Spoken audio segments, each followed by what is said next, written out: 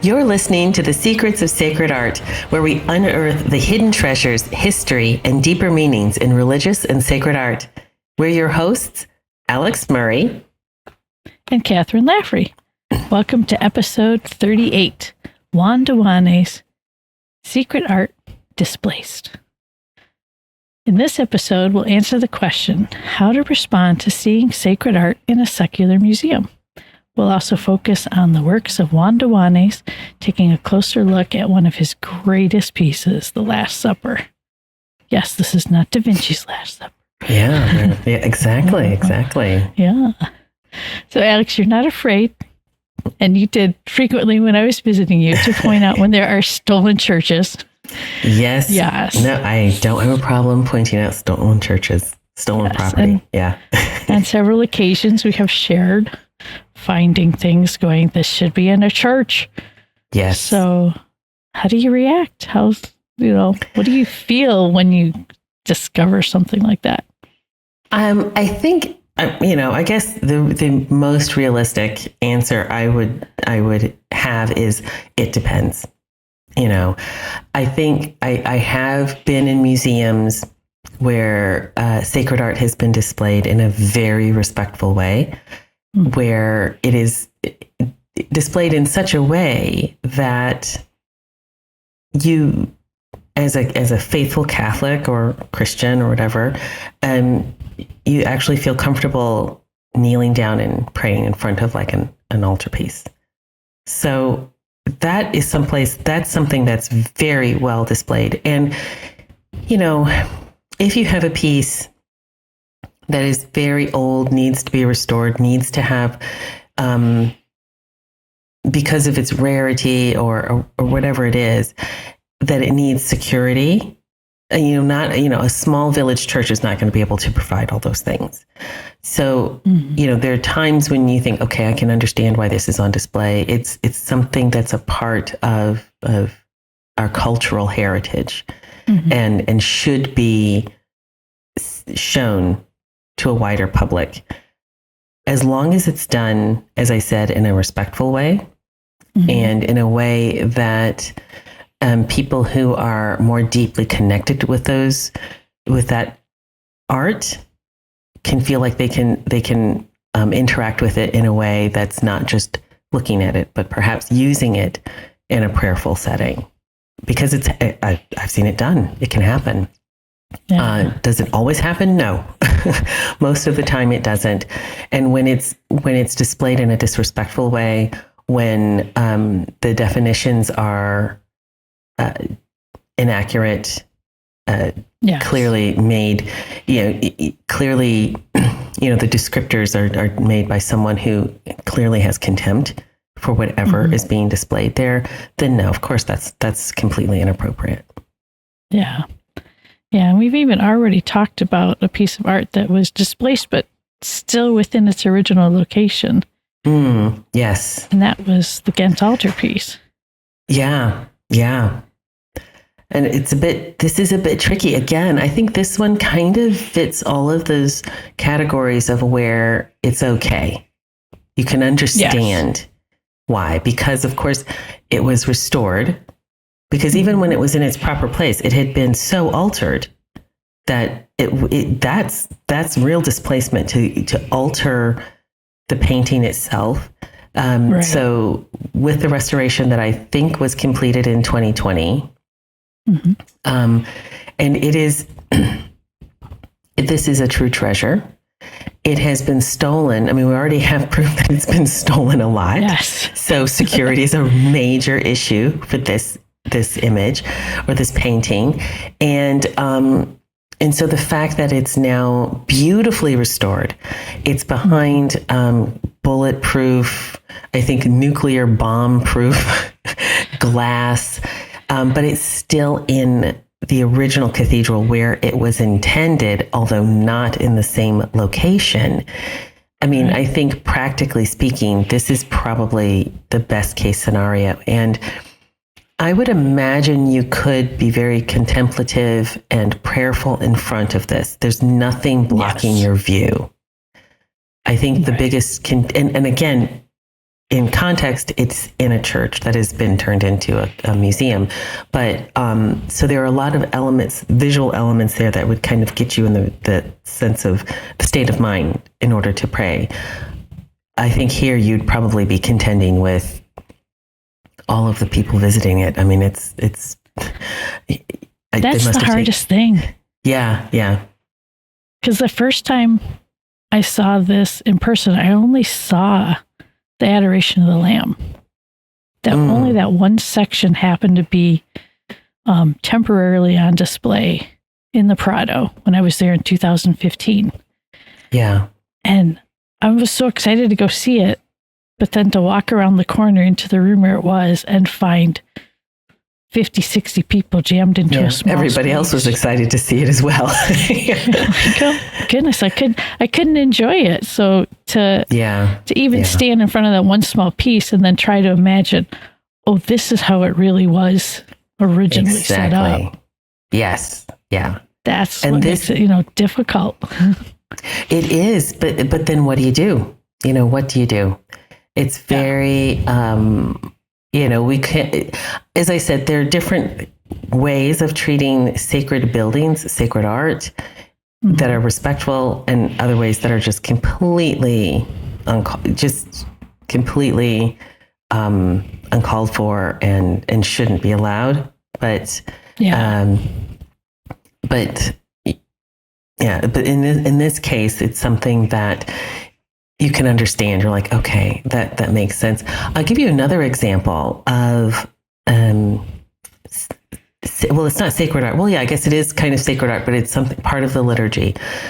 Mm-hmm. My sister-in-law lives in a very small village in England, and they have a little church. The church is like 15 or 1700 years old. It's very old. Mm-hmm. When they were doing, they were redigging the drains in the 19th century, late 19th century. And they came across a little parcel that was buried in the ground. And in that parcel was the chalice and, lost the word. The little thing that you hold under your head, paten. Your face. Paten, thank you. Okay. There was a paten and chalice, and it was clearly very old. I believe it is now on permanent loan at the V&A. It might be the British Museum. But it turns out it's one of the oldest chalices and patens in Britain.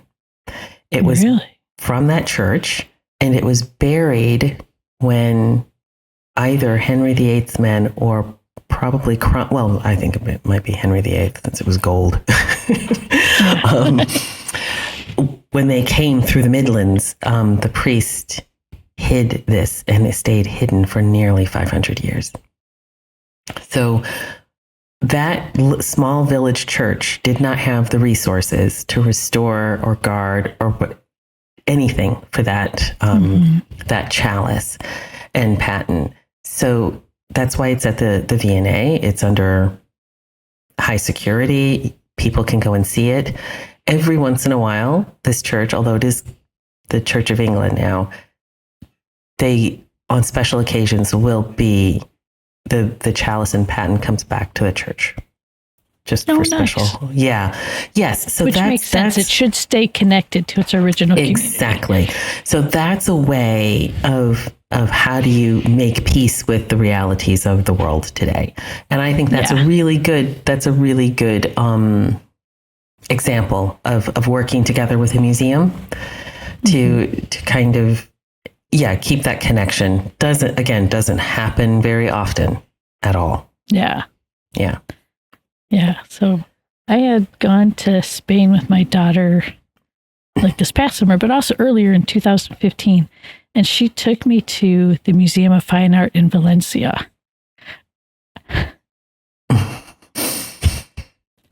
Yeah, if anybody knows me, like Alix does, or anybody, I get moved to tears easily. Walking into this museum, I was like this. A complete mess. And it was because you walk in and you see all of these altars, and you're like, why are they here? Yeah. It took me a while to be like, okay, they're here. Yeah. My daughter's thank goodness they're saved. They're here. They're being cared for. But when you get hit with that much beauty in one space, it's like, whoa, blows me away. Yeah. And not only that, and I can, so Kathryn has her reaction, which I think is actually a lot sweeter and a much more softer reaction. That's me, Midwest sweet. Whereas I get mad. I get really angry. Yes. Alix was fuming mad a couple times when you toured me around England. Yes. Yeah. And I think it's, and it's something to, I think I get angry because I don't like to pretend like everything's okay when it's not. Yeah. You know what I mean? And so on top of, I have to walk into this museum and see this beautiful altarpiece hacked to bits with people just walking past it. Yeah. And then I get to read the descriptions or whatever that is supposed to be the information, and it's wrong. Yes. Then I get really angry. Oh, that's infuriating. It is, because it's so it's the beauty. Think about it this way, Kathryn. All of this destruction has not conquered. Right. The beauty is still there. Kind of like, how now I feel like I'm talking like I sound like Frodo. They can't give me your best Middle Earth, Alix. Yes, there you go. But so the beauty is still there, but how much more beautiful would it be in context? And I really think that people, whether they're searching for God or not, whether they're trying to be to follow their faith as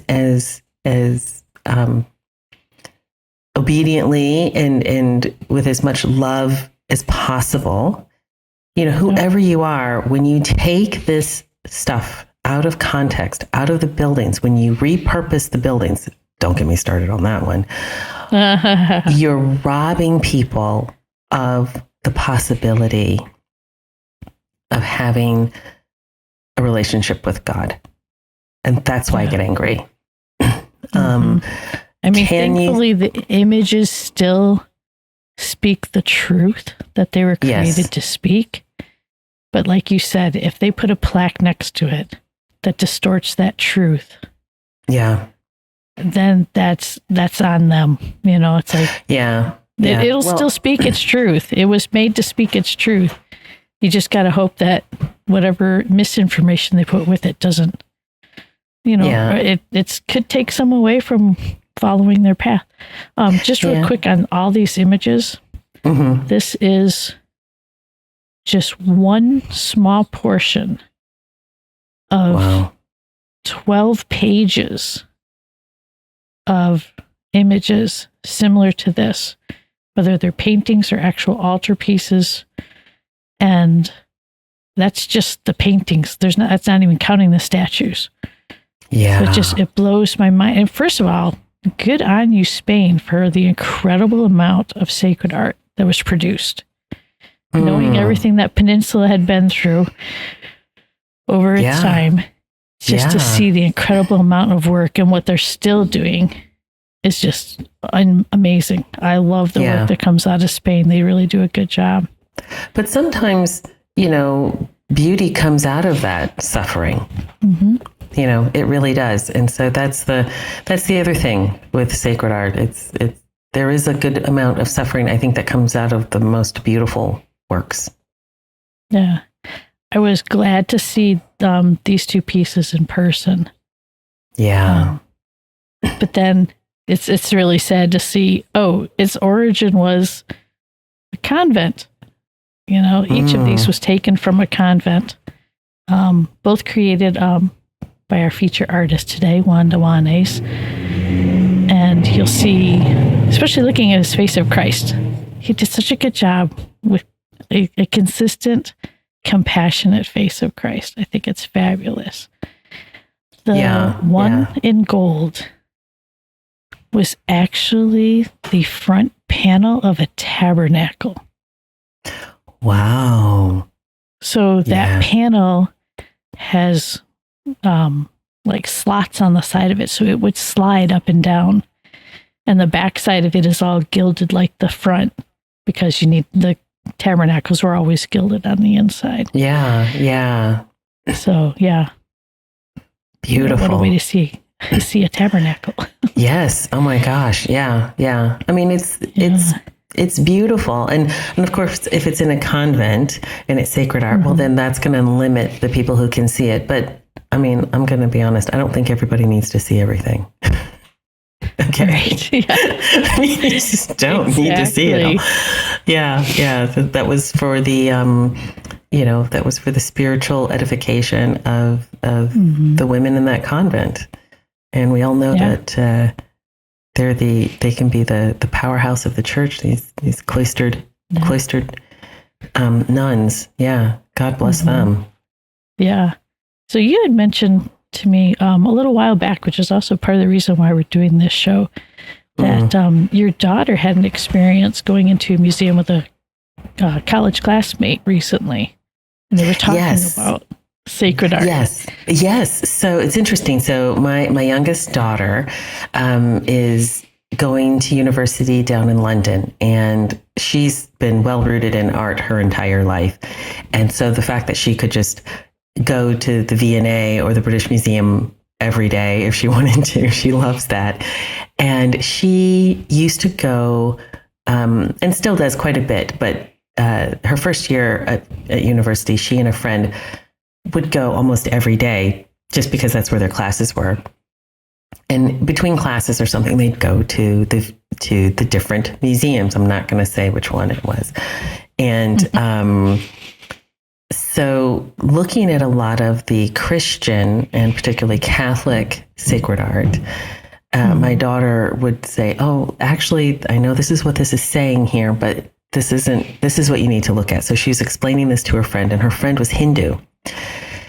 And her friend said something really beautiful. She said, the more you explain this art to me, the more Jesus seems like a real person, which is really beautiful.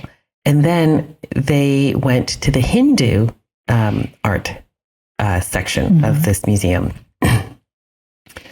And her friend said that the descriptions, the way it was displayed, the way it was presented was really inaccurate.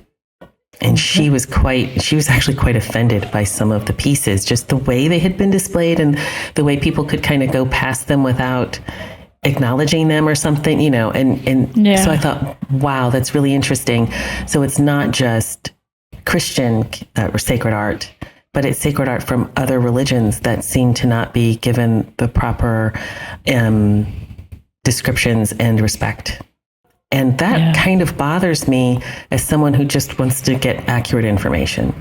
Do you know what I mean? Like, I want to be able to trust that you're giving me the accurate information. And I'm looking at Catholic sacred art and I can see that, no, you're not doing this properly. But if I walk into, the Shinto exhibition or the Hindu exhibition, I'm trusting that I'm getting the accurate information. And as it turns out, maybe not. Yeah. It was a couple years ago. We had a display that came to Grand Rapids, and it was life-size and more than life-size high-resolution photographs of the Sistine Chapel, all the images.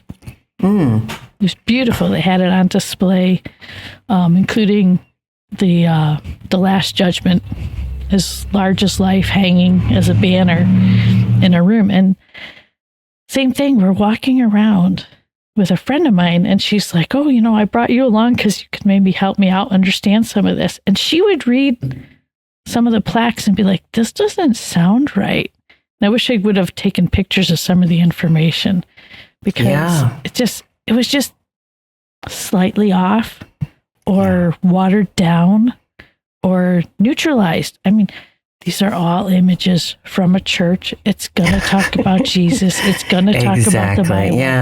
Yeah. How can you neutralize that? I don't know. But people, it's very strange. It's almost like people think that, I don't know, people looking at this, like the general public are going to, go into a fit of rage and destroy the place if you mention that the why this art was created. It's very strange.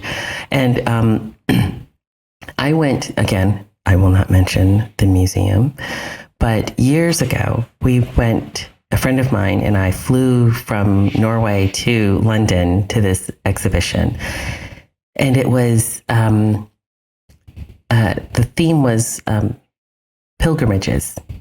Mm-hmm. And the Vatican and several different convents and major churches in England had loaned relics and art and everything related to pilgrimages.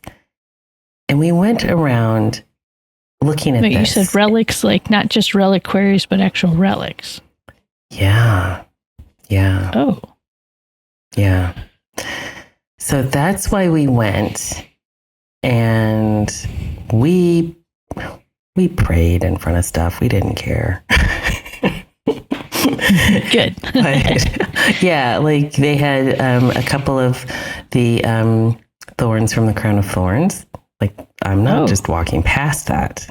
You know what I'm saying? But then when they had the descriptions, one of the things that bothered, this is like when I was like, I'm done with this. And I did write a very, they probably didn't even read it because it was like so long. They were like, oh, this woman is definitely complaining. We're not reading that one. But they likened a pilgrimage to people going on holiday today. It's like a vacation or holiday. I'm like, that's really not what a pilgrimage was. But they were trying to make it relevant. Again, trying to make it relevant to people. Mm-hmm. But if you actually present it for what it is, that's still relevant for people.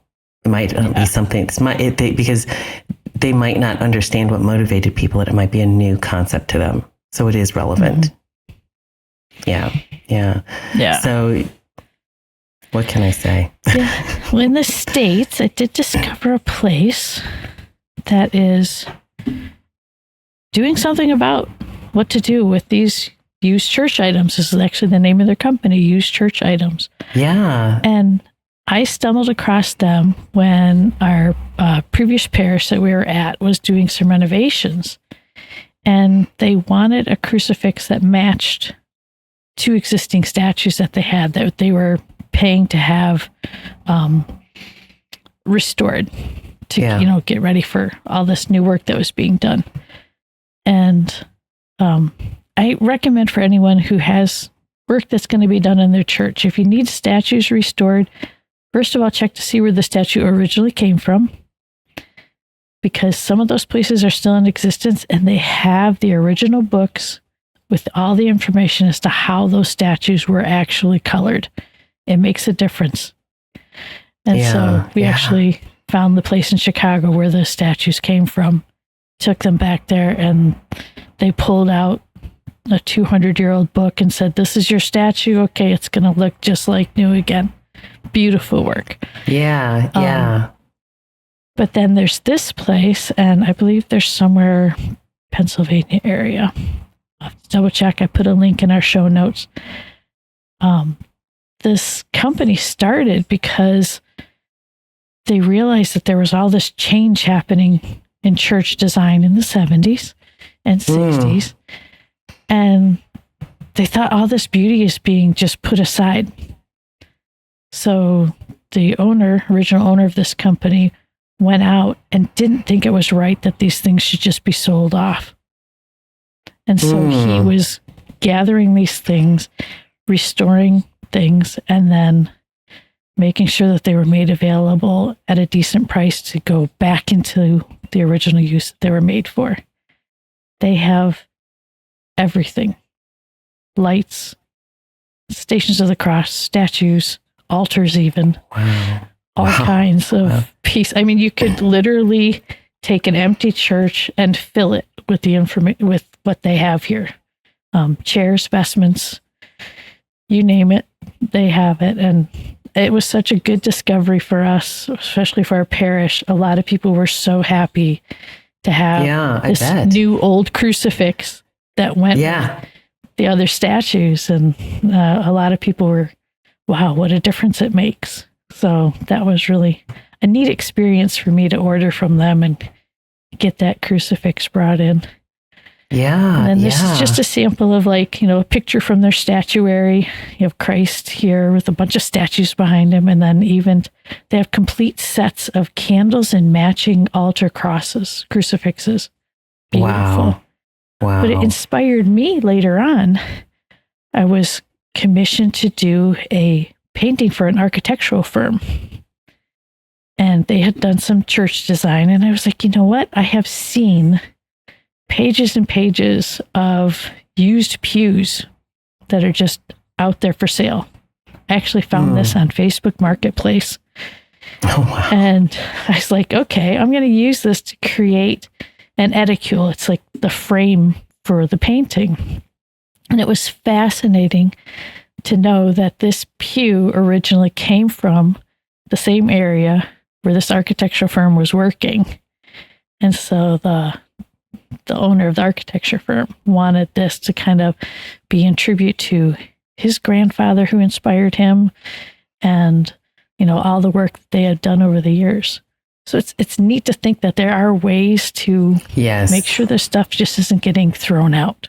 Exactly. Yeah. Like to repurpose it in a way that is new and different, but still recalling its original purpose.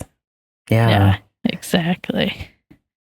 So it's interesting because this always brought up a question to me is, what does the church say about how we're supposed to handle art?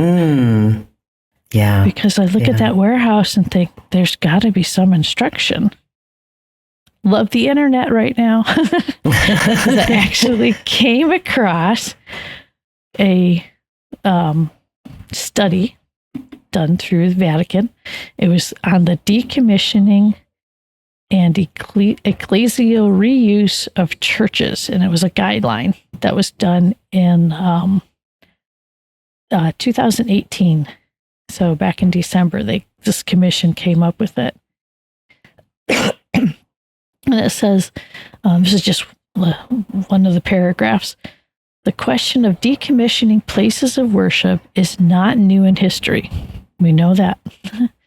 Today, it requires attention, not only because of the modern condition that we can briefly define as advanced secularization, but also because of our greater awareness of the symbolic, artistic, and historical value of sacred buildings and the items conserved in them. A lot to think about there, because since the beginning of Christianity, we've had to safeguard our spaces. And, you know, Christ, I heard this from a priest on the radio years ago. Christ promised to be with the church for all time. He didn't promise your parish was going to last forever. So, I mean, and there's the church will last forever. But not necessarily the building, or your parish or your diocese even. I mean, think about some of the dioceses from the early church that are no more, you know, but it's something that I think it shows the church's engagement in reality. And how do I do this? You know, I think sometimes people, and I would say I probably fall into this category a little bit, although as I get older, you know, you're still learning and hopefully gaining wisdom, right, Kathryn? Always something new to learn. Exactly. But also saying, okay, we can't go back. But how do we move forward? You know, we don't, and that doesn't mean moving in the same direction that it's been moving, but how do we move forward in the right direction? And I think the church has always done a really good job of doing that, working with her children, working with the realities of where you are at the moment. I'm thinking about places where the church is persecuted and things are destroyed and things are shifted. But so I think the fact that it's thought so deeply about this says that I'm happy to see that it's grounded in the reality of what can be going on, because it's been happening for a long time, ever since the church was the church. Yeah. So now I want to read, if I could, just a little bit of the guideline for the movable heritage, the fittings and the fixtures associated with the heritage of other buildings, because that is something where it's one thing to have a building. It's another thing to try to gather up all the tiny little bits and pieces that could be lost to time, to people, to take, and that's where I get quite, I can get quite stressed about that sort of thing. Yeah. I don't want to walk. I can remember once, I think I was in America. I was in like an Italian restaurant. It was like a chain restaurant. It wasn't like and they had as you walked into the building, a confessional. And I was like, in a restaurant? Yes. And it was like all things, and it had a lot of statues. Catholic, I guess it was like, oh, well, Italians are Catholic. So here we have this confessional, ha, ha, ha. I have no idea. And I was like, what is this? Yeah. So those kinds of things can kind of slip through the fingers of people trying to sort out, what are we going to do with this church, decommissioning it, and then these things are gone, and then they show up like in a restaurant, which is not what you want to do. But right. Anyway, so in this study and this commission, as the recommendation, it says, Christian art, an extremely important cultural asset, continues to render an extraordinary service by powerfully communicating the history of the covenant between God and humanity and the wealth of the revealed message. Cultural heritage has proven to be a remarkable record of various moments in this great spiritual history. The church has always considered that the place where the ecclesiastical cultural goods can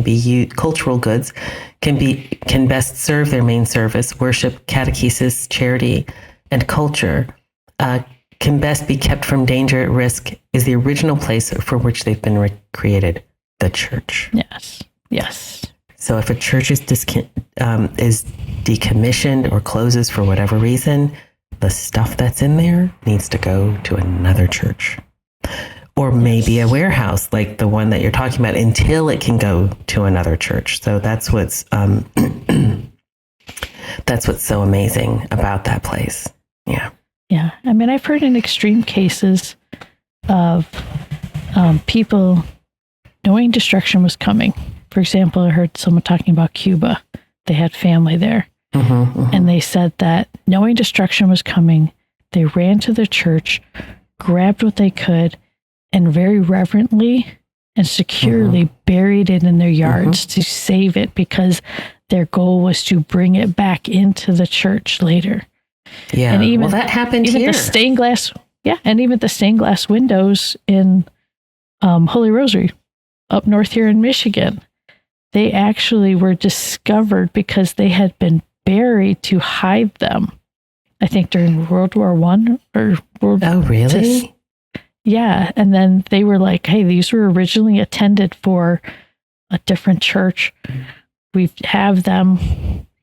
Do you want them? And so, I mean, this tiny little church in the middle of farm country, Michigan, has the biggest, most elaborate stained glass windows. Yeah, they're beautiful. They're beautiful. Yeah. Well, do you know, there's, I think it's Winchester Cathedral here in England. And when Cromwell's men came through and they destroyed the medieval stained glass windows of the cathedral, which of course was devastating.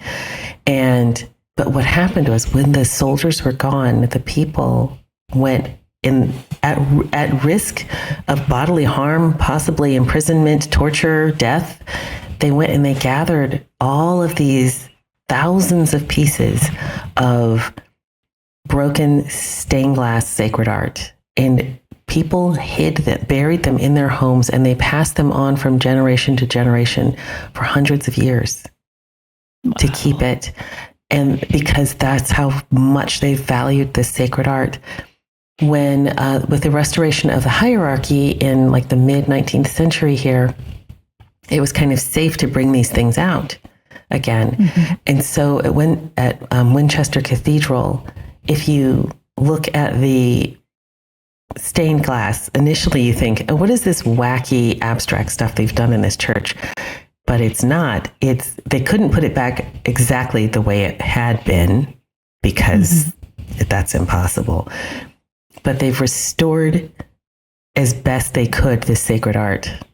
So it's all these tiny little pieces of medieval glass that have been put back. But that tells you, that in itself tells a cultural story of how important and how much people were willing to risk to save their Catholic heritage. Exactly. Yeah.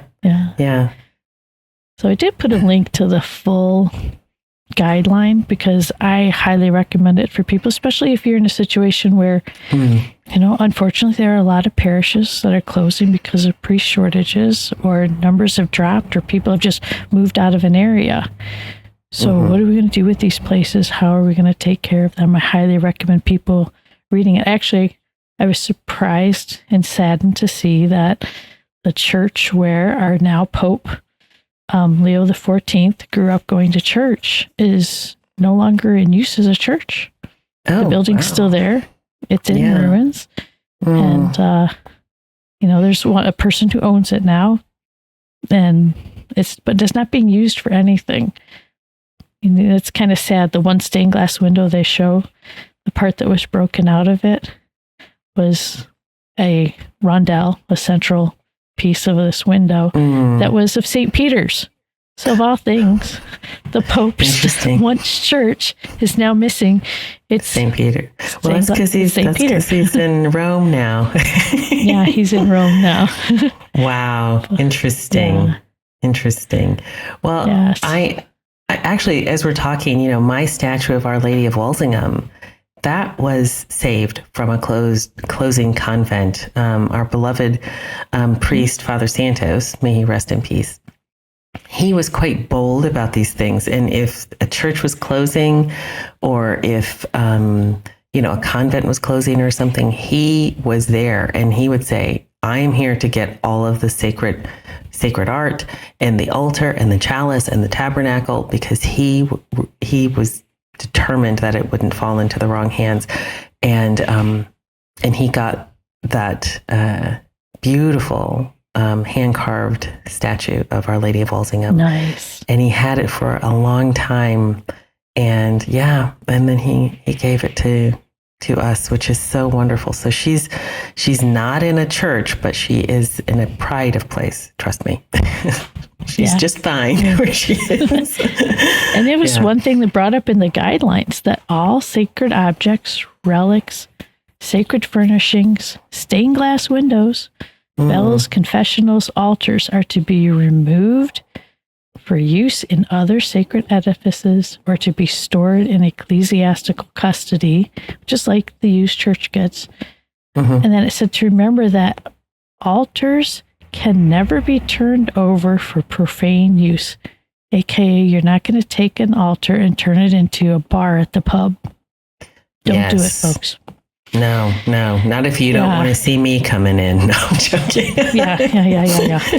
So, if it can't be removed and reused properly, the only option is to reverently destroy it. And we've heard break it apart. Yeah.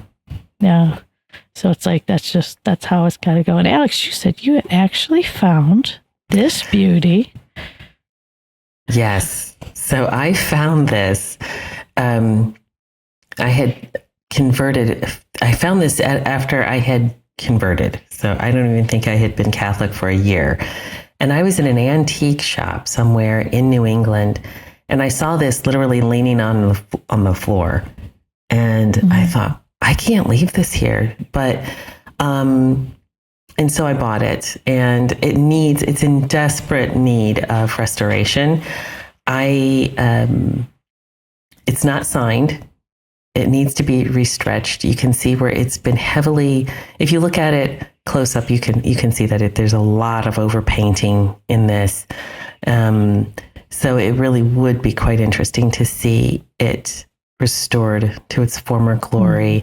That's not going to be cheap, but no. I do want to do it. It's been such a long time, but when I do have it restored, I don't know if I'll have it in the house or if I might donate it to a church.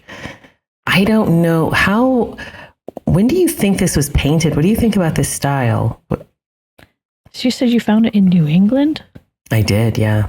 I say, yeah, after you said that, I'm like going, okay, this almost seems like maybe like a 1920s style. That's what I was thinking. That's like 1920s, early 1930s. And I've seen entire churches done in this style. It is breathtaking. If it's done right and they keep it all in this 1920s style, it can really work. So yeah. I'd be curious to see what she looked like restored. Exactly. But in the meantime, my motivation for buying this was I just didn't want somebody else to buy it and put it I didn't want it hanging in a restaurant. Yeah. So right now it's hanging. The latest pub. Exactly. Yeah. So right now she's hanging on the wall in one of the buildings on our property, but she will be restored one day. And like I said, she'll either go in our house or I can donate her to a church. Nice. Yeah. So, the National Museum, the Prado Museum. Yes. Nacional del Prado. So, we need to talk about this place because it's breathtakingly beautiful from the outside and holds incredible treasures of Spain and around the world on the inside.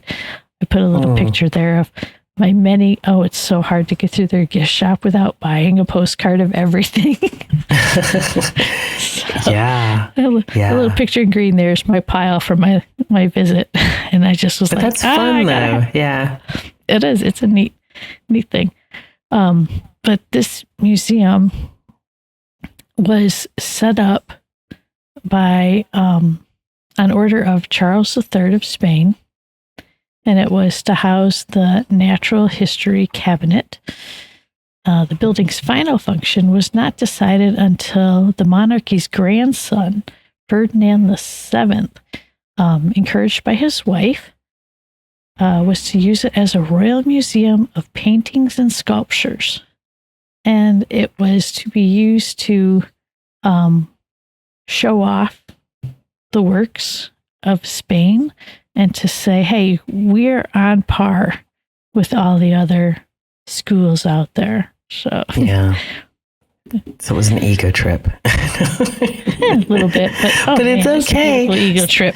I was going to say, we're all benefiting very greatly from it. So I don't have a problem with certain ego trips of royal members of family members. I don't have an issue with that at all. Oh, nice. But after we thank our patrons, we're going to jump inside and see my favorite artist at the Prado. Okay, yes. So we would like to take a moment now to thank our patrons who make it possible for us to create the Secrets of Sacred Art, including Kendrick B., Megan, Adolph E., Angel M., and James G. Their generous donations at sqpn.com/give make it possible for us to continue the Secrets of Sacred Art and all the shows at StarQuest. You can join them by visiting sqpn.com/give. Thank you, patrons. Yes, thank you. All right, so at the Prado, the one man who stopped me in my tracks and has actually affected my own personal artwork is Juan de Juánez. Yeah. So he was also known as Vicente Juan Masi. His dad had the same name or very similar. Yeah. So he kind of Latinized his name to Juan de Juánez. I just like how it sounds. It sounds so Me cool. too. I know. It fits. So he was one of the most important painters of the Spanish Renaissance. So last episode we talked about Caravaggio, Juan de Juánez, just before him, and a very different character. Yes. Very different. Yes. So he dominated Valencian circles in the mid-16th century. He began working in his father's studio, who was a very gifted artist, and the two of them carried out numerous projects together. Sometimes it's hard to tell if it's his father's work or his. Wow. And then his first work appeared in relation to a reed table at, Alix, what's the name of this cathedral? You found it. Oh, yeah. Oh, gosh. I think it's on if you go into the slide, I think it's on the slide. There you go. Saborbe Cathedral. And I have to say, in a weird way, this doesn't look like a cathedral. I had a hard time finding a photograph of the entire thing. So that's because it was built in stages. So it's not necessary. It doesn't look like a traditional cathedral, but it's massive. It was a former mosque, but I think before that it was a church. So it went from church to mosque to church. And then before that, there seems to be some kind of Roman building that was there. I don't know if it was a Roman basilica or not, but anyway. So this is where his first major work was. Yeah, it's amazing how many Roman ruins there are within Spain, and so just the layers being built up. It's fabulous. Yeah. Well, that's the history of Europe, really. Remember walking along those medieval walls? It was like below that. That's a Roman one. There's the medieval one. Yes. But anyway. Yeah. Oh, and I found these images because here's my theory. So obviously the same model has been used to depict Saint James and our Lord. So this one that we see on the left is I think the one from the front of the tabernacle. Although it could have been a different one. Is it the same one or different? It's slightly different. It has been done. He has painted it several times. Okay. Yeah. So, but the same model was used for both images. And I think he was using himself, which is the easiest model to use. It is the easiest because there's a mirror or something reflective right there. It's very easy.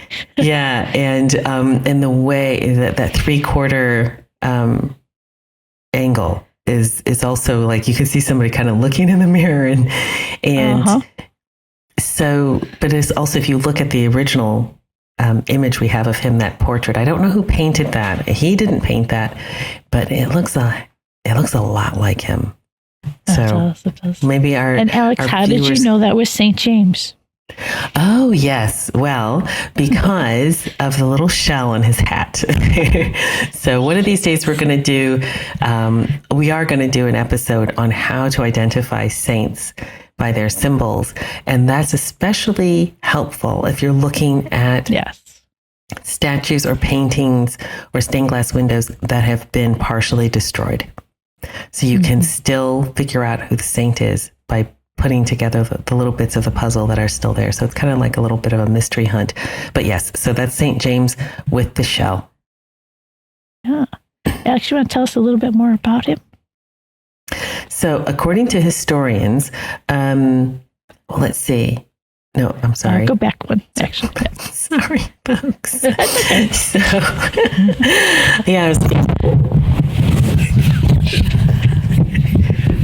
sorry. Oh my gosh. We should have like a Secret of Sacred Hearts bloopers show. Oh my gosh. You guys don't even want to know how long it takes us to get started. Oh my gosh. I don't even know how that happened. Anyway, I can't blame my cat. Sorry about that. So, Juan de Juánez was one of the most important painters of the Spanish Renaissance. And am I So, sorry, Kath? Oh, it's okay. No, that's okay. So, I think actually you covered it, Kathryn. I don't need to say anything about him. You did that. Well, one little tidbit that made Juan special to me. Okay, is that he never painted a profane subject, and he never painted unless he had received Holy Communion. Yes. Wow. Okay. I would have to say, for the works that he had done, he probably went to daily mass. And, yes. Yeah. Painting for him was a very solemn exercise, an oratory process full of prayers and fast, and he never lacked church patronage. The Archbishop of Valencia, St. Thomas of Villanova, that name should sound familiar, another papal connection there. Our current Pope went to Villanova. Okay. All right. We're getting all kinds of papal connections. I am loving the Midwest Pope right now. I know. I was going to say, I think there's a little bit of bias there with you, but that's okay. Bias. Yeah. Okay. Yes, absolutely. So he's done lots of paintings for Jesuit churches, Dominicans, Augustinians, another papal connection. There you go. And, so a lot of churches in and around the area and in Valencia. I'm totally biased to his work. Yeah. So, in speaking of Dominicans, I found this one. This one is really fascinating. This is the penitent Saint Jerome. And on one side, you have, and so that's actually carved in jasper. And I don't know if I couldn't figure out if he carved this. I know he painted it, but painted the two Dominican saints on either side. But I don't know about, I did read that he painted the background, the sky, but somebody else must have carved the jasper in the middle. And, but the saint on the left is Saint Peter Martyr. And he was the first Dominican saint, and not Saint Dominic, but that's another story. No? Yeah, okay. No, the first Dominican saint was not Saint Dominic; it was somebody else. Wow. And then the second one is Saint Vincent, and I can't read the last bit in Latin. Sorry, but these are two early. These are two early Dominican saints, and it's beautifully done, and I love the. And who's on the left again? What's his name? That's Peter Martyr, Saint Peter Martyr, and you can see exactly how he was martyred. Yeah, I'm guessing that sword has something to do with it. God bless that, him. And then the knife in his chest. Yeah. Oh, I didn't catch that at first. Yes, there was. Okay. He didn't have a chance, but anyway. And don't you just love those Dominican habits? I just love the black capes and the beautiful draping that he's done on them. Yeah. But I just love the way that looks. Yeah, and the way that their undergarment. It's the habit. Well, I guess that part, the white part of their habit, anyway. Yeah. It makes them look like pillars. They're like, they're saints. They're pillars of the church now. Yes. Yeah. Oh, I see exactly what you mean. Yeah, absolutely. Yeah. And the other thing I love about this is this habit hasn't changed. So that's what that's what the Dominicans look like walking around now. And here is Saint Jerome. And here's another question. So how do we know this is Saint Jerome? It's a little bit hard to see here because it's beautifully carved. It's almost quite iconographic, isn't it? And it is. Kind of compressing the depth into a shallow space. But he's penitent, and because he's kind of just wearing that little cloth on his around knees and wearing rags. Yes, exactly. But right in front of him is a lion. And that's how you know that's St. Jerome.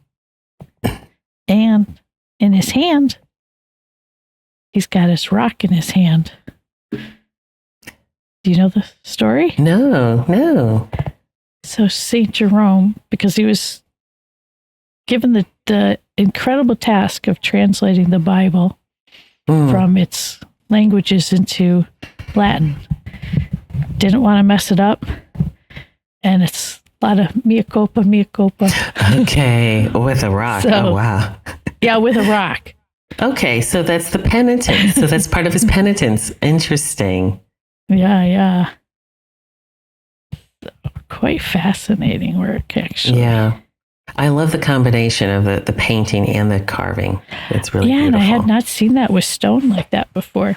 No, neither. I have seen sacred art and images painted on things like jasper, stones that have a lot of color and striations and variations, and using that to kind of incorporate it into the scenery. I've seen that, and it's amazing. It's really amazing.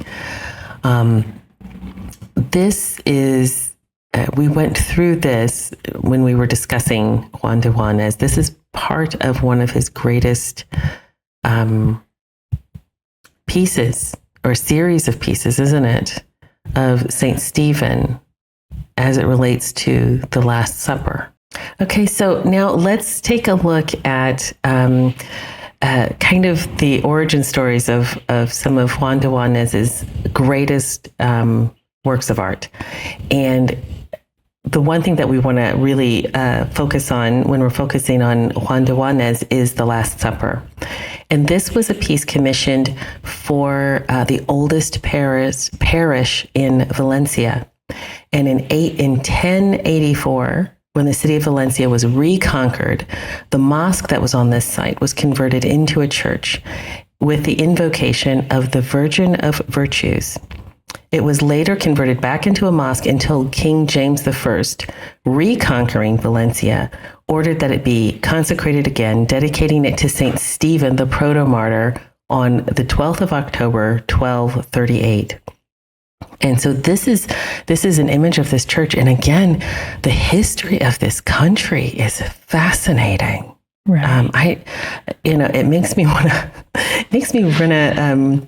if anybody has any recommendations on maybe good Spanish history books, let us know in Discord, because I really want to know more about this country, because as you learn this is the wonderful thing about sacred art. The more you learn about the sacred art, the more you want to learn about the culture that it's coming from. And Alix, I had to look at a map. Of course. I was looking at maps going, okay, how did the Iberian Peninsula grow and form over the decades and centuries? And it was interesting to see there was one old map of ancient, Hispania and all this, that actually showed a third of it being populated by the Celtics. Yeah, that absolutely makes sense. Yeah, so they got around. Yeah. So, just the way that it's just based on, I guess, how people are moving around. Yeah. And we actually have in the Bible reference to St. Paul. Yeah. Planning a trip to go to, what would have been the Mediterranean or eastern coast of Spain. Exactly. Yeah. And all of these influences come into the works, and the connections across Europe come into all of these different things. But this was, so this commission of St. Stephen the Martyr was painted by Juan de Juánez around 1562. Between 1679 and 1682, the church was renovated, and changing the interior to the Baroque taste of the time, which is very similar to Rococo. And we're not going to, we will probably never go into Rococo. please. But anyway, I mean, this is one of the many churches in Valencia that I completely missed. There's so many of them. I would have been curious to have stepped in there. I don't know how I would have reacted knowing that the Last Supper was once in there and it's not there now. But it's a very different style than what Juan de Juánez was working in. Do you know what? I had an experience when we went to Italy. We went into a very ancient church. The outside of it was glorious, early church. And it had been given the Rococo redo. And it was quite shocking to go from the outside with these really beautifully primitive lions with martyrs hanging out of their mouths. And then you go in and everything's like marshmallow cream pie. I don't know. It was very... Lots of frosting. Lots of frosting in the Rococo. Yes. And so for me, it just didn't work. And it was very jarring. But I don't know. We'll have to visit and see what we think. Yeah. But because of that, and this is again going back to how the use of sacred art and what to do with it. This church was being renovated, so this was the church deciding to make these changes, and so the church structure was rebuilt in 1800 in a neoclassical style, and the existing altarpiece by Juan de Juánez with scenes from the life of Saint Stephen was sold by the church to King Charles IV. And the amount of the sale was used to carry out the renovation work. And that is how the Last Supper and the scenes from the life of Saint Stephen found their way to the royal collections at the Prado. And it was interesting because also, now this is something, I mean, we've kind of already talked about all these things. Again, lovely conversation maybe to have on Discord. The relationship between the state and the church were very different from what they are today. And the laws that were commissioned, the role the church played in the culture was very different. So, I mean, I don't know how inappropriate it would have been at that time for the church to sell this to the royal family.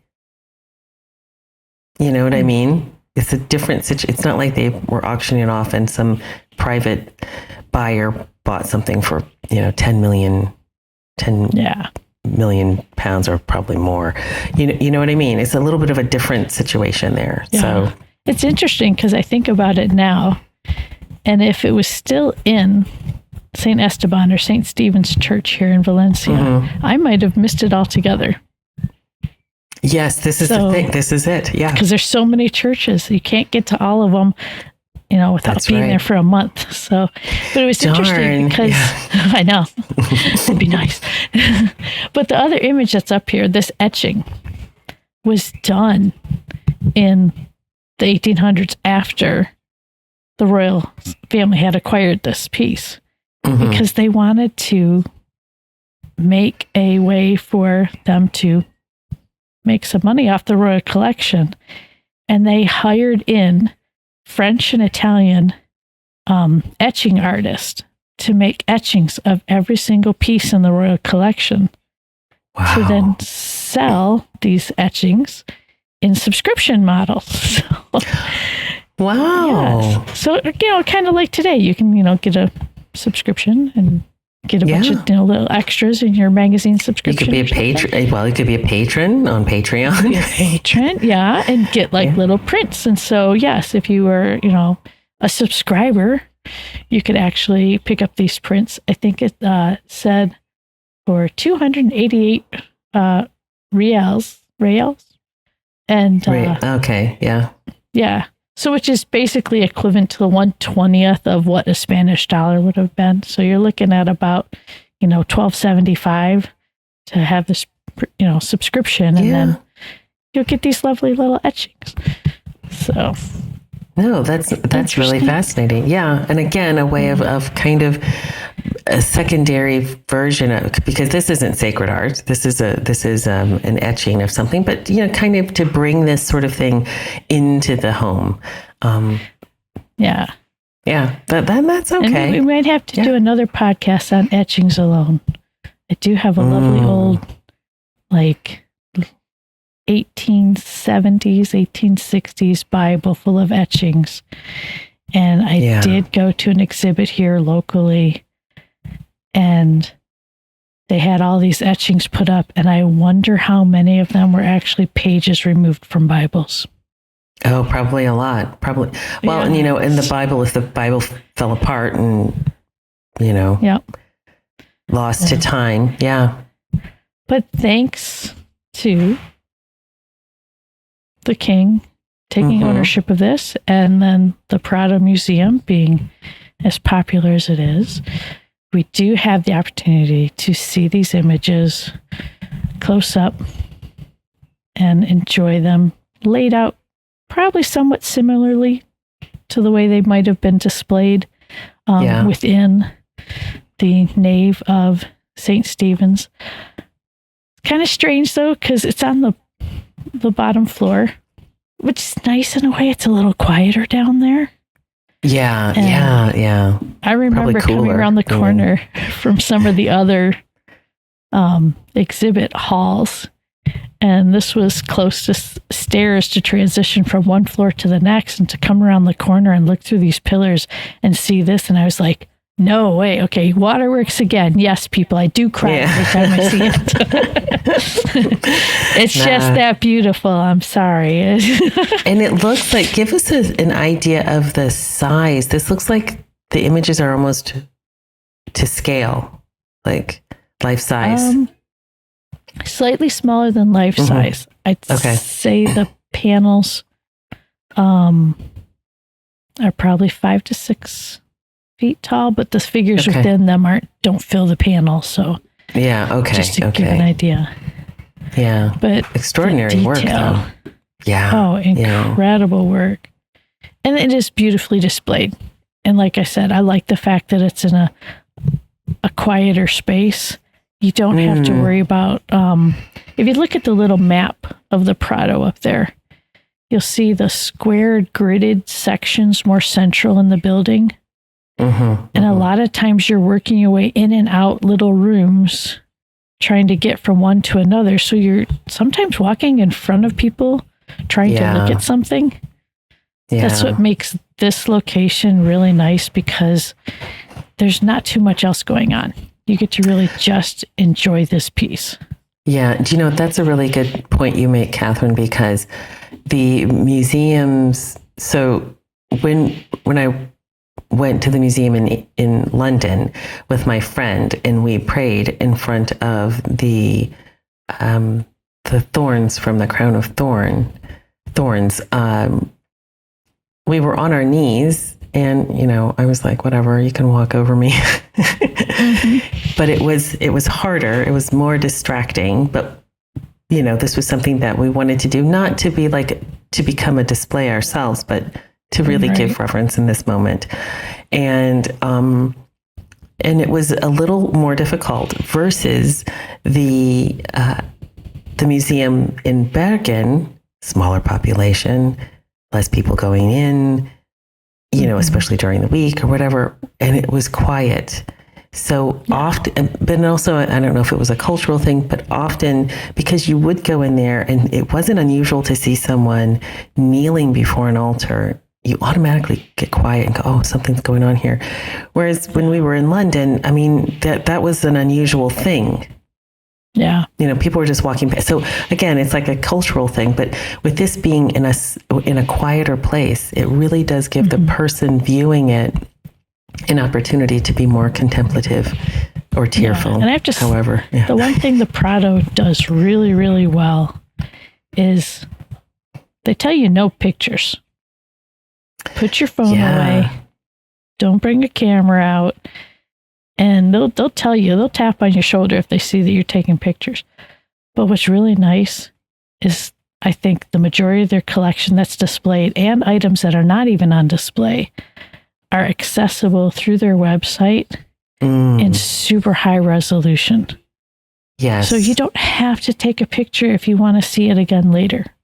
Their website's fabulous. I recommend going to it and just looking through, I mean, these images absolutely. here. Yeah. And also I have to say a lot of information as well. They have a lot of written information. Well done. Really well done. Yes. Yes.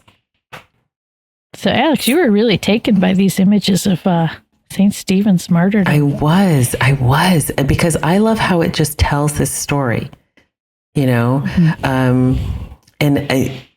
with it, it's interesting how looking at each one,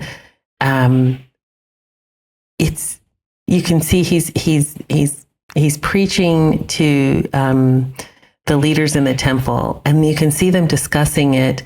Some people are arguing. Some people are, the man, kind of the central figure. He's really listening to what Saint Stephen is saying. But you can kind of see the horror and the shock, like, how dare he say these things? And then when he starts to speak about Christ in heaven and Christ's crucifixion, that's when it's like they can't take it anymore, Oh yeah, to see the chaos erupt in the room, so to speak. Yes, exactly. And they're the same. You can kind of grasp the colors are different, but then you think, looking at the faces of the models used, they're the same men. So this one man who's in the first painting, he's clearly listening and he's taking in what St. Stephen is saying. But in the second painting, he's got his hand over his ear, like he just doesn't even want to hear it. Yeah. And so that's the same one, different colored cloak and everything. And then the man in the foreground with the brown and blue tunic, who's arguing with someone. In the second one, he's not hearing. That's the thing. They're covering their ears. They don't even want to hear what's being said. And it just comes across very clearly. The whole point is that how he's visually showing that they don't want to hear it. Yeah. The faces are so expressive. Yes. And it's interesting because, this is before Caravaggio, who had very expressive faces. Yes. Yeah. And you see the expression in these, and it's just, wow, And the dignity, look at the dignity of St. Stephen. Yes. And it's interesting because in the first one, they're having their discussion. You see him engaged, leaning into this discussion. Yes. Great communication skills in this. Yes. St. Stephen is showing proper lean into the conversation.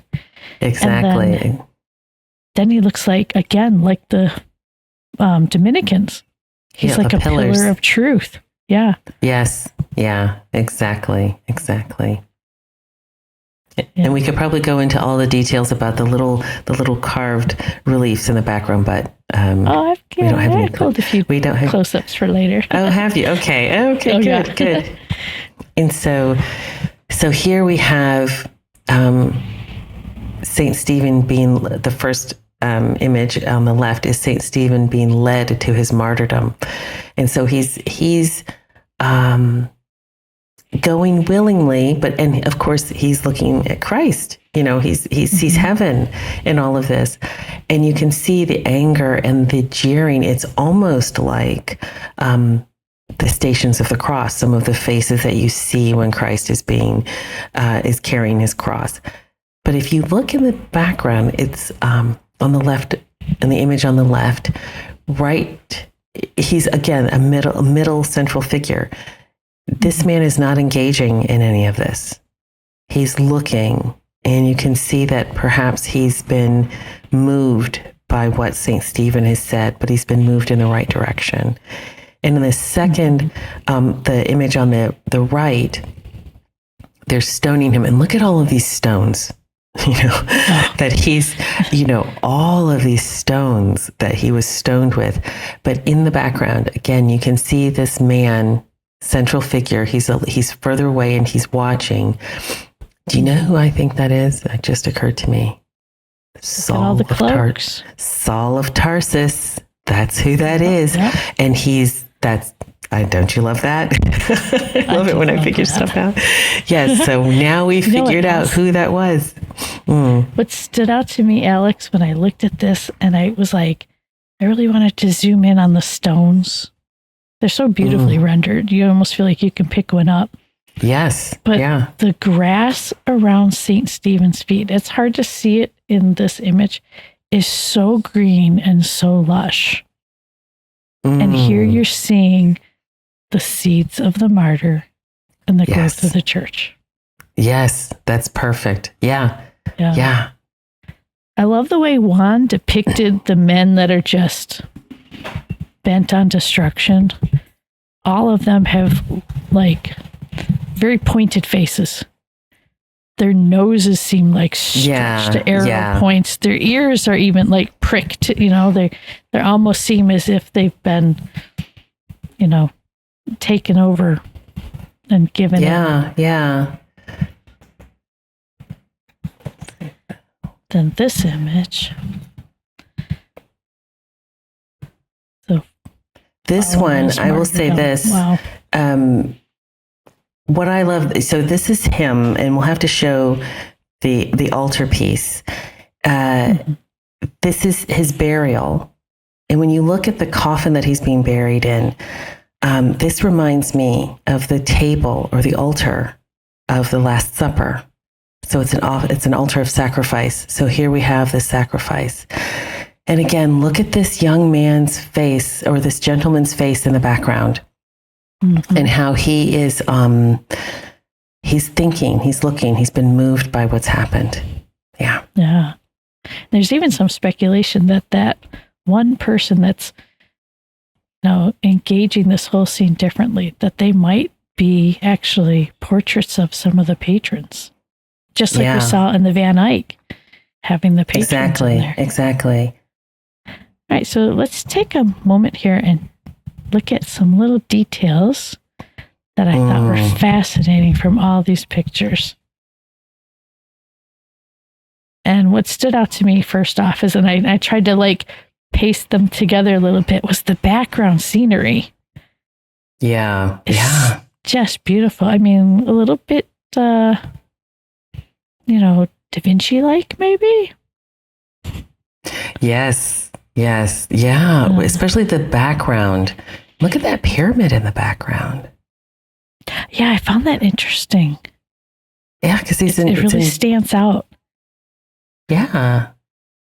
I mean, maybe that's a reference to, well, I was going to say it'd be a reference to Egypt, but I don't know.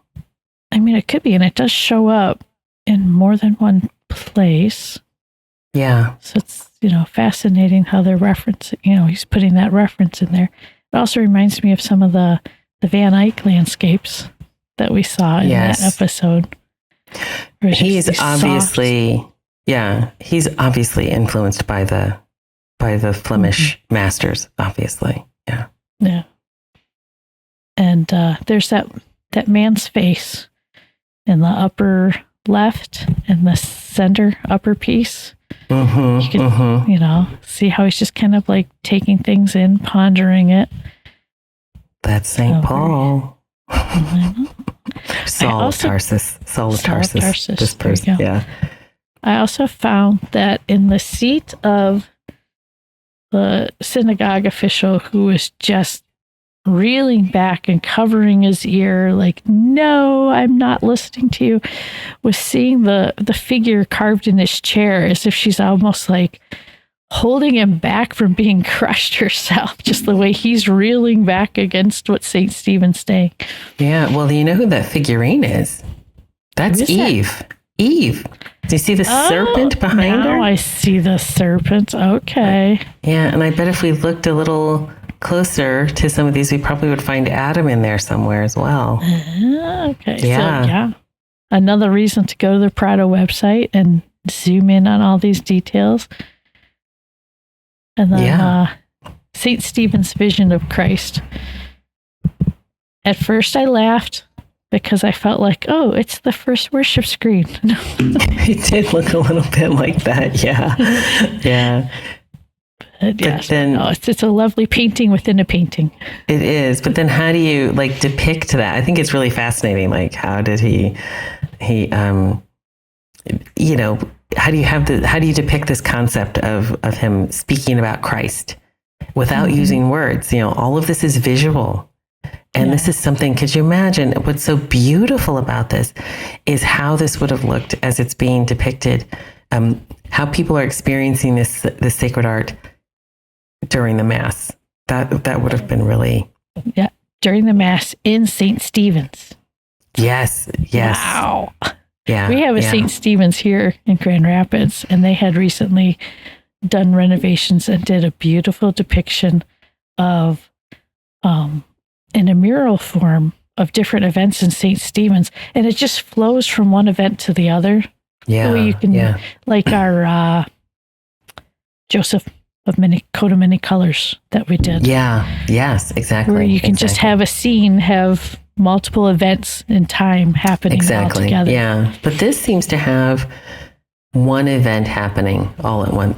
This is his martyrdom, not multiple things happening, but this is his martyrdom. Yeah. So very nice. And then, of course, all of this is meant to bring our focus to, oh, wait, we have something else in here. Oh, no. Guess what? What? Juan de Juánez has some pictures here in the States. Oh, yes, this that's is actually in the Dallas Museum of Art. Yeah, so anybody living down in Texas, go and see this.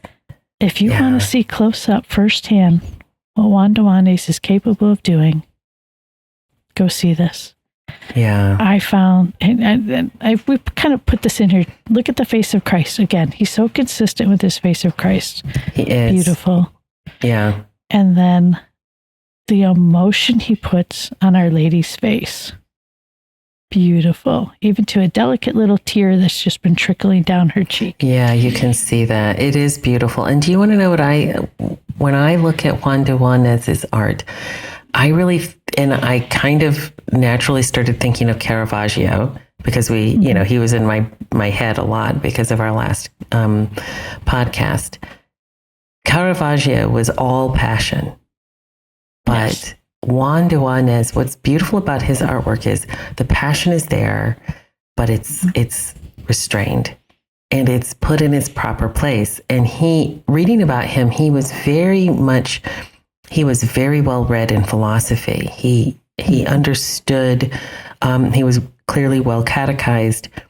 So I think he did a good job of implementing those virtues into his images. Because we're not supposed to be ruled by our passions. Our emotions are there, but they're not the number one. They shouldn't have pride of place. That's for the intellect and to guide the will. And you can really see that in his artwork, I think. Yes. The passion is there, but there is a reserved, it's restrained and put where it's supposed to be so that the mind can really focus on what matters, which is the sacrifice of Christ. And I have to say this, look at how the blood is like draining onto the cloth and everything. That's just incredible. Yeah. And this is one of those rare times you see the whip marks on Christ. Mm-hmm. And he did it very well. It's there, but glorified. And there's a subtle detail that you could only see if you zoom in on Christ's face. Even in death, his eyes are still on his mother. Yeah, beautiful. And the way the angel is holding his hand, he still is outstretched over his mother. Yes, exactly. Beautiful. Yeah. Oh, I wonder why he isn't. Is there a cause for his sainthood? Right? I know. We got to look into that. Because we do. Boom. Yeah. Yes. There it is. My favorite piece of all time. This is of all time, or all time of his? It might be all time. Wow. Yeah. I can spend hours with this. Just taking it in. I don't know why, but it's just wow. Yeah. No, it is a gorgeous. Yeah. It does draw make this you really in. Big for everybody. Yeah. Because this definitely needs full view for all. Yeah, just take that in. Maybe press pause, take a look at it, and then we'll and then come back and hear what we have to say about it, because we have a lot to say. I mean, there are similarities here between Leonardo's, but I feel like this took it to another level. For me anyway. I feel such a connection to this throughout complete church history for some reason. It just, I mean, we have everything going back to even for our shows, Alex, we have going back to our pub episode of sacred art in a pub. And there's the pitcher and the basin. Yes. Yeah. And everybody's little bare feet to make us think about the washing of their feet. Yeah. Yeah. And I love how all of the saints, they have their names written in their halos, which I think is really so helpful. Interesting. It is helpful, but I don't know if I've ever seen that before. That was very innovative. Yes. And you can see how, when I'm looking at Saint Peter and the way his hands are his arms are crossed, I'm thinking about,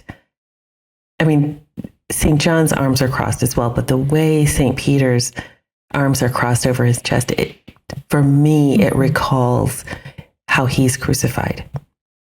Yes. Upside down. Yeah. You can see his own crucifixion foreshadowed in the way he's crossing his hands.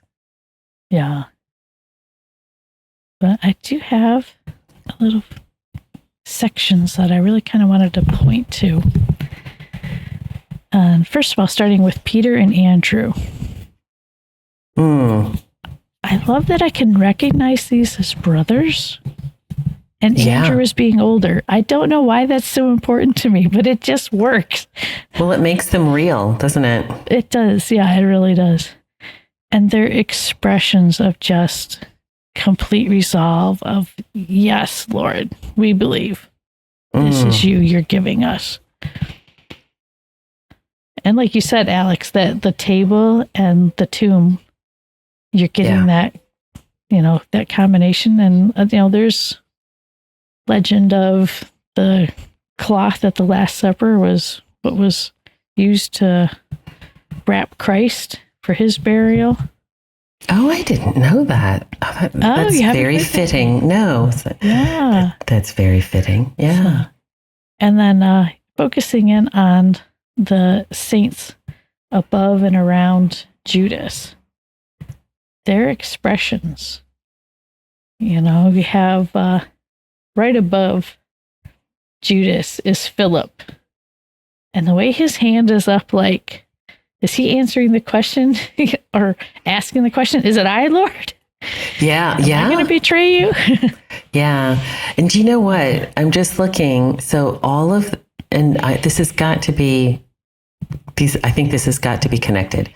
So all of the halos have the names of the saints, but the chair that Judas Iscariot is sitting on has his name. So he doesn't have a halo, although sometimes he is depicted with a halo and the halo is black.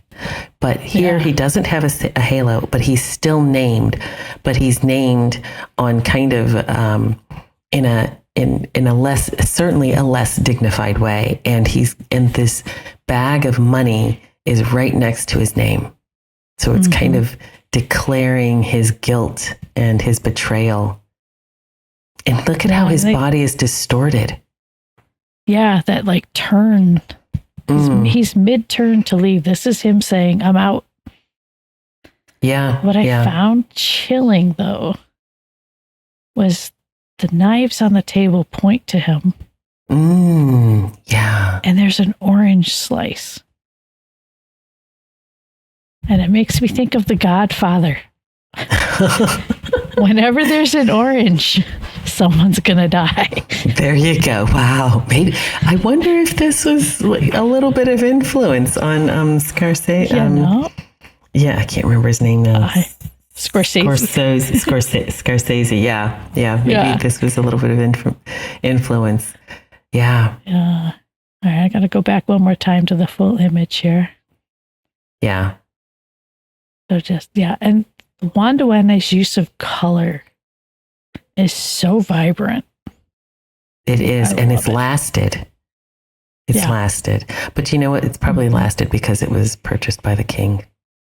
I'm just saying, it was, this has been well looked at. That's it. That's exactly it. Yeah.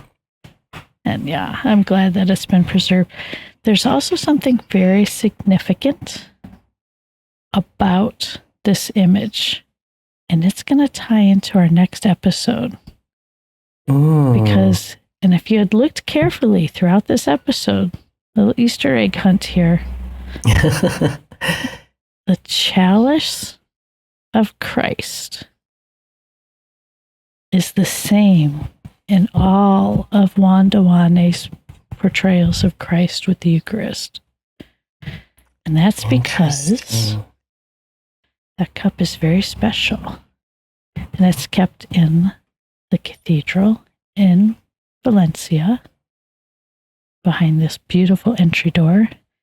And if you look down in the corner, it's in just above the tabernacle in the side chapel.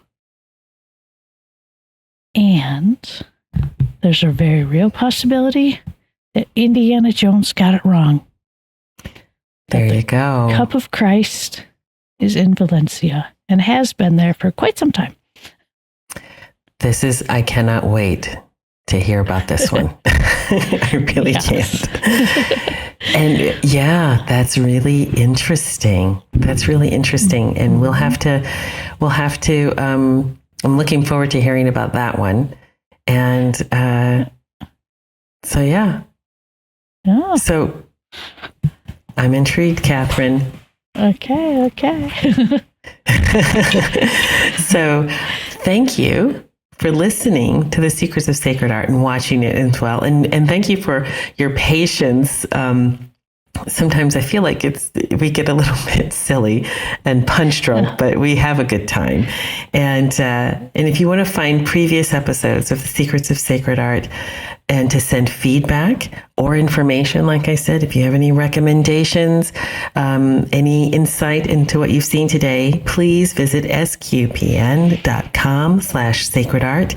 And you can send us comments by email at sacredart@sqpn.com. And you can leave us a comment on YouTube or visit our channel on the StarQuest Discord community at sqpn.com/Discord. Great conversations go on there, don't they? Yes, they do. All right. So like I said, we will be back next time to see if Indiana Jones missed finding the chalice of Christ. Is it really in Valencia? We shall see. Dun, dun, dun. Dun, dun, dun. All right. Until then, I'm Kathryn Laffrey. And I'm Alix Murray. And we hope you find something beautiful. Bye-bye.